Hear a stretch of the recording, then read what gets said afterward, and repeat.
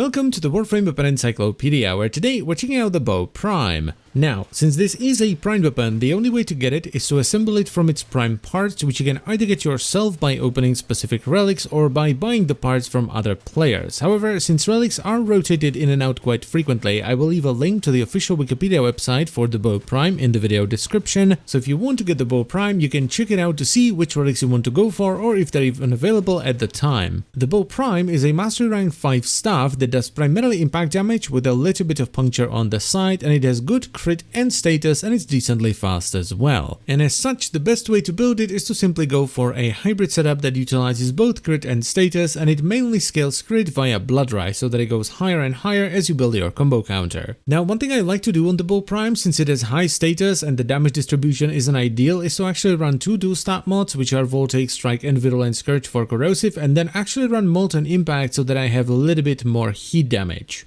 This gives heat a higher chance to proc because you simply have more of it on the weapon, but it also gives you some kind of damage that's actually good at damaging the enemy's health, so that as you strip away their armor, you can actually start doing some good damage. Because Impact does less damage to the cloned flesh of the Grenier and the fleshier corpus as well, whereas Heat does increase damage to the cloned flesh of the Grenier and is neutral against the normal flesh of the corpus. Plus, it's a lot better versus the infested and infested flesh as well. So this way you get a very nice mix of damage that actually scales really well. It actually feels pretty great even against acolytes in some of the lower end missions. I wouldn't necessarily take this into high-end steel path, but it feels pretty great for low end stuff. Which also means that it will absolutely destroy everything else. You will fly through the star chart and most sorties with no issues whatsoever. The bow prime is an absolutely enormous upgrade over the standard bow. It does more damage, has better crit chance and multiplier, higher status chance, better attack speed, it even has more polarities. So if you like the standard bow, you should definitely pick up the bow prime. The only issue with the bow prime is its damage distribution. Doing primarily impact is not great, though I must say it makes for a really well-rounded weapon, since the impact is great versus corpus shields and it will bash straight through them. And since we're running a setup that's focused more towards the Grenier, corrupted and infested, it means you don't really have to change your elements around when you're fighting different factions, even at high levels. Is it the best stuff in the game? No, it still loses to the Tipedo and Tipedo Prime, mainly because they do primarily slash damage, which is just the best damage type, but it is a really good melee weapon that will serve you well through the entire game. You can even push the performance on it further than what you see here by simply incorporating the Gladiator set into your full setup. So honestly, in my eyes, the bow prime is just good enough for everything. You don't really need much more than this. And that is pretty much it. So I thank you very much for watching as always, guys. I hope you've enjoyed the video,